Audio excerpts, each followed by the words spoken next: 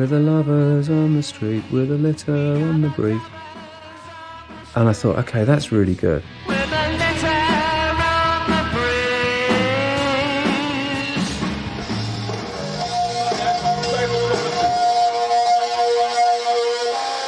Ed had been telling me on the phone, you've got to come and hear this. And I went to the studio and they played me Trash. And I was like, oh, this is amazing. Well, maybe it's the clothes we wear, the tasteless races and the tie in our hair. I wrote the song as a song about the band and this sort of group of people and what our values as people were. By extension, it's about the fans as well. And it was an incredibly important song for Suede, Trash. For the first time, it defined for me my tribe. And my tribe was something that I was looking for all my life, I think, from childhood. When I was a child, I never quite fitted in. My family never quite fitted in. And I think I was looking for that. Songs like So Young and We Are the Pigs and all these sorts of things. I'm looking for a group of people that I could identify with. And with Trash, I think I was defining it.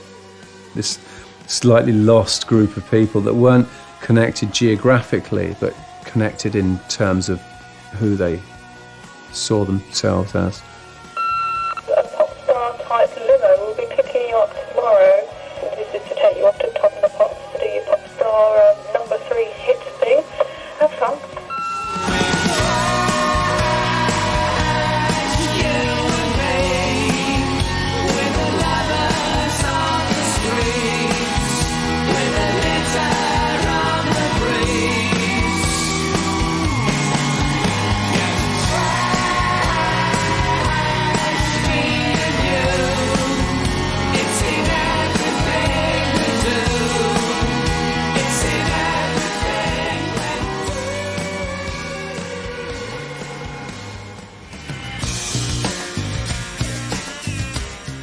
The period for me feels joyous is the right word. It was one of the most fun records I've ever made. It was such an optimistic record, and that was a side of Suede that nobody had heard yet. And the band had survived, they'd made an amazing record, the songs were fantastic, there was a happiness to it, the artwork by Peter Saville, super technical, and that just felt like the mood in the band at the time. Peter Saville was this incredible designer who did all the great artwork for Factory Records, the Joy Division records and New Order album sleeves, and is regarded probably as one of the greatest designers. There was a process of, lots of trips to Peter's house where he would walk out in his robe.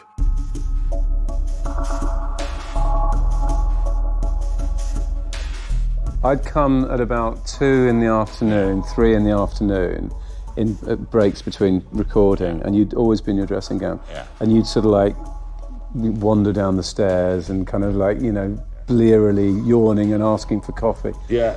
Like some sort of character in an Evelyn Waugh novel, it was all... In a way that was what it was for a while, You'd left one day, and I was thinking, what does he want?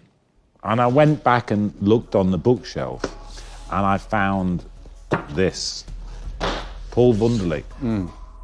There were things in this that were just so terrible that they were interesting. There was this weird kind of psychedelic, surreal quality that this had. Perfect for Suede, then. Absolutely. Yeah? I loved it. I like the sort of Sexy. the surreal element of it, and I love the sort of like the sexuality of it. But I like the garishness as well. We told what they were going to do. There would be 3 people, and they would be in the studio. And what should they be on?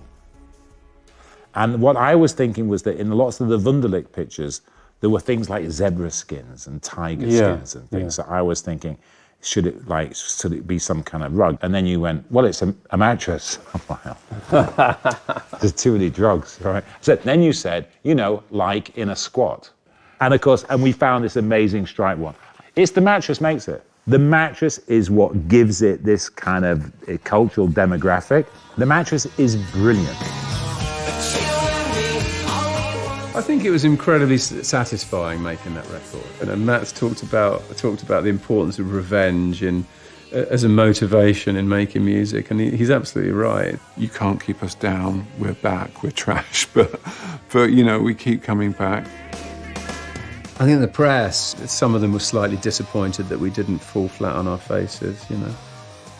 And kind of we came back with what was commercially our most successful record. It just seemed to be growing and growing and growing, and it certainly got a lot bigger. The fan base got a lot bigger.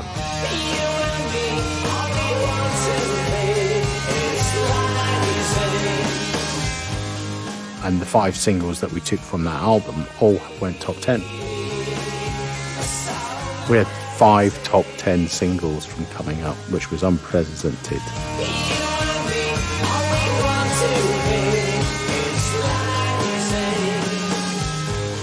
Was Film Star the last?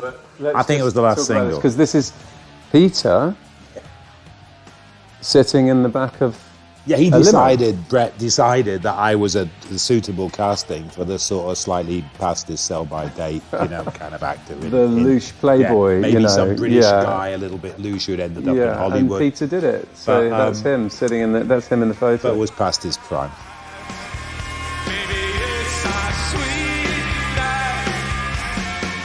I remember feeling just utterly bulletproof, feeling just indestructible. The Roundhouse shows were absolutely brilliant. I remember loving every second of it. We were at the absolute peak. We'd done a few months of touring by that point, and it had been good. We've been going from strength to strength.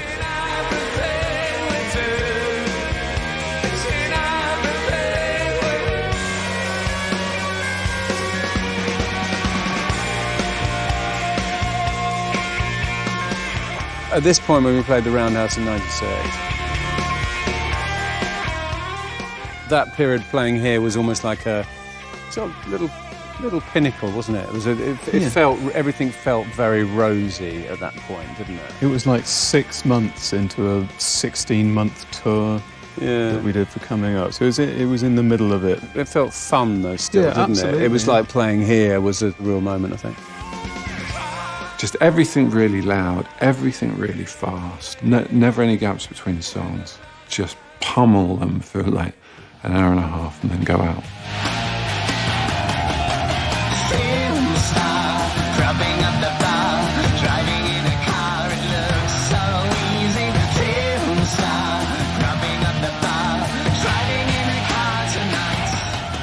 After the Roundhouse, we played another 9 months of shows. What made Coming Up so amazing and that tour afterwards was, I mean, it was a party in every sense. There was that fantastic thing that doesn't happen very often when you feel like the band's really good and everyone wants you to be really good.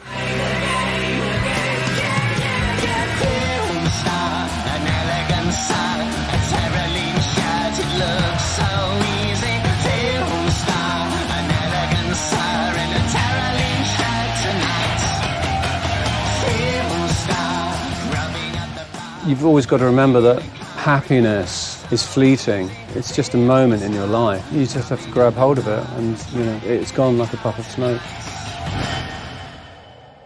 Towards the end of '97, towards the end of that tour, I think things were taking a downward turn. The punk attitude that existed within Brett meant that it was quite easy to say, it's going well, let's ruin it. You know? The Coming Up touring period was, looking back on it now, overly long. It was a victim of its own success. You know, that record was very successful. We toured literally for a year and a half. We were pretty knackered, not having any time off whatsoever. Looking back at it, that wasn't good for us at all. It was disastrous. It kind of broke us in lots of ways. Once the Coming Up tour was over, I remember kind of retreating a bit and just trying to kind of centre myself and make things normal